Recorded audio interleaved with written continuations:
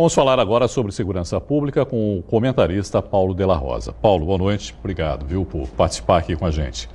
Nessa última terça-feira, Paulo, 2 mulheres lamentavelmente morreram, 6 pessoas ficaram feridas na rodovia dos imigrantes por causa de um racha, um suposto racha, né, entre 2 carros de luxo. Um dos motoristas está preso. O que prevê a legislação nesse caso, Paulo? Irineu, esse é um fato bastante lamentável que, infelizmente, vem acontecendo cada vez com mais frequência. Primeiro é importante que salientemos a responsabilidade dos motoristas. Nós precisamos ter melhor noção da importância da condução dos nossos veículos, agindo de maneira responsável e com cidadania. E uma segunda questão é a questão jurídica. A legislação, ela ainda é muito branda, na minha opinião. Há vários projetos de lei no Congresso tentando endurecer a legislação para aqueles que usam o carro como uma arma, causando acidentes dessa monta. Nesse caso específico...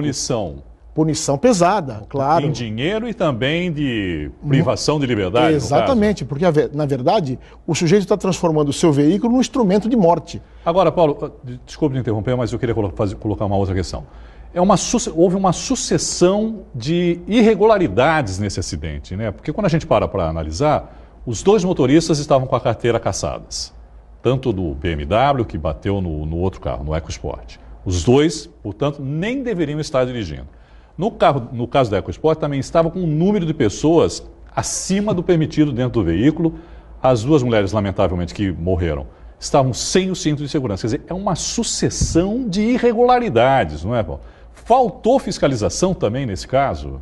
Esse caso nos mostra bem o circo de horrores que está se tornando o trânsito no Brasil, por conta da absoluta falta de responsabilidade dos nossos condutores. Nós temos um veículo com 6 pessoas, com 8 pessoas, 4 adultos e 4 crianças, sem cinto, sem cadeirinha apropriada e sem condição de estar dirigindo porque a carta do motorista estava cassada. Essa é a vítima, quer dizer, a própria vítima já está errado. E 2 condutores, temos 2, aquele que bateu e o outro que estava participando do racha. Quer dizer, que é um policial civil que se apresentou, mas que alega que não, lógico. Policial civil que diz que não estava na velocidade. Do Camaro, né? O BMW e um Camaro. Um Camaro, mas felizmente temos um aspecto positivo, as câmeras na estrada. Pelo menos temos imagens disso. E esperamos que agora, de uma maneira bem rápida e bem contundente, haja punição para que não vamos reparar a desgraça para as famílias, mas que sirva de um alerta e de um bom lembrete para todos nós que o carro há de ser tratado com responsabilidade e, especialmente, que sigamos a orientação que está contida na lei, evitando que tragédias dessa monta aconteçam. Falar um pouquinho a respeito também da situação dos presídios no país, que parece que é uma situação crônica também, não é, Paulo? Quer dizer, mais uma vez estamos assistindo aí rebeliões com mortes em vários presídios do país.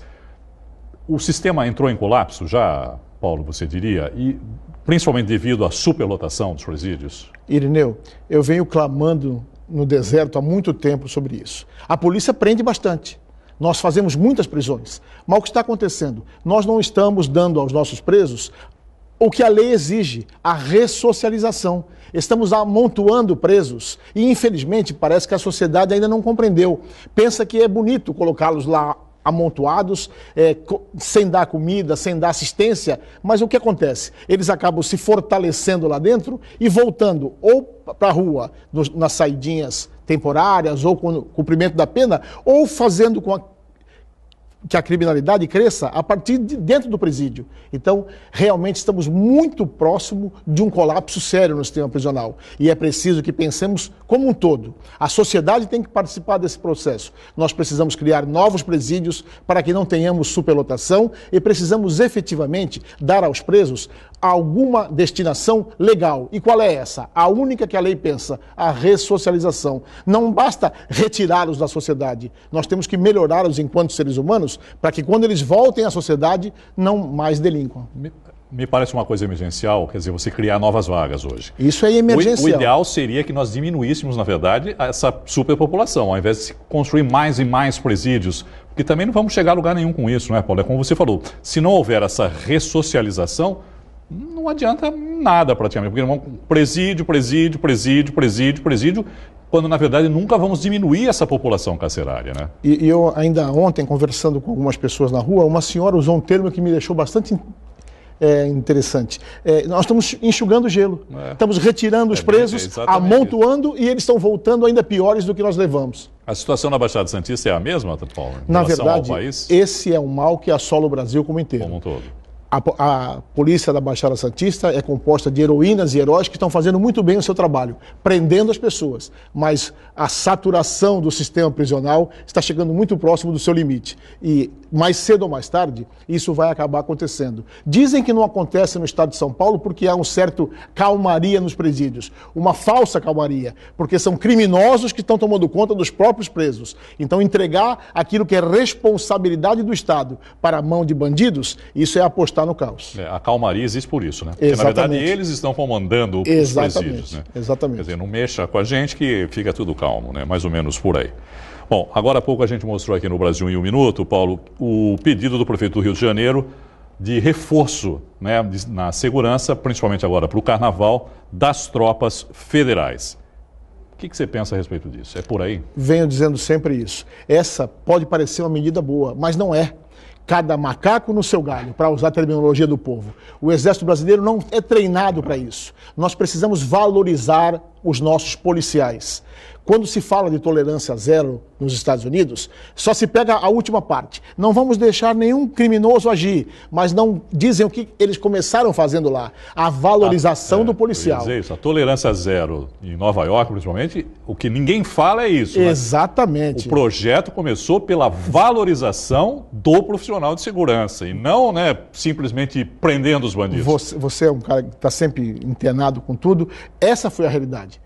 Extirpando os maus policiais, ao contrário do que é divulgado, e valorizando aqueles bons. Questões salariais, cursos de especialização, que infelizmente é muito reduzido aqui no Brasil. Essa solução do prenda e arrebente está ultrapassada e nós vamos enxugar gelo, como disse a senhora ontem para mim. Bom, nunca é demais falar do verão, não é, Paulo?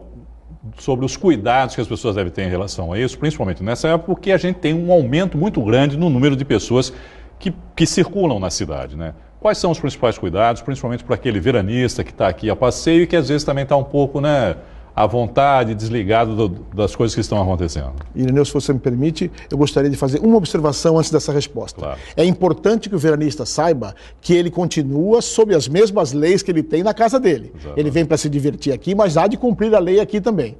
Dito isso... Acaba extrapolando. Exatamente. Né, então, que não extrapolem. Que fica o ano todo, aí vem para cá e fala, bom, agora eu vou comemorar, aqui é festa. São e serão sempre muito bem recebidos, mas que mantenham a lei. Agora, respondendo à sua pergunta, objetos de valor não devem ficar expostos, câmeras fotográficas, relógios caríssimos, celulares caríssimos com descuido. Estacionar os carros normalmente em lugares iluminados, visitar vez que outra o veículo onde ele deixou, não deixar 2, 3 dias parado lá, porque o bandido vai perceber que não está saindo do lugar.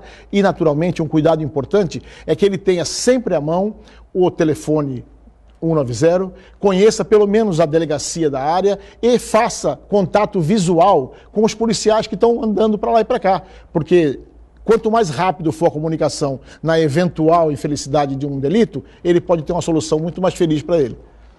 Bom, o Sindicato dos Delegados criticou aí os 4% de reajuste anunciados pelo Estado. Esse índice que vale para o pessoal da ativa e também os aposentados está muito longe das reivindicações da categoria, Paulo? Depois de tantos anos sem aumento, esse aumento foi muito triste. Eu digo a você, Irineu, e não estou aqui puxando a sardinha para o meu lado só, claro. Também estou, mas não só.